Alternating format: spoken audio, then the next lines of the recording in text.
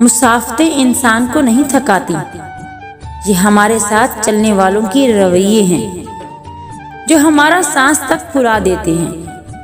अपने चेहरे पर कोई दर्द तहरीर न करो। वक्त के पास ना आंखें हैं, ना एहसास और ना दिल। कोई रूठ गया है तो मना ले, नहीं मान रहा तो मुमकिन है वो नाराज ना हो, आपसे दूर रहना चाहता हो।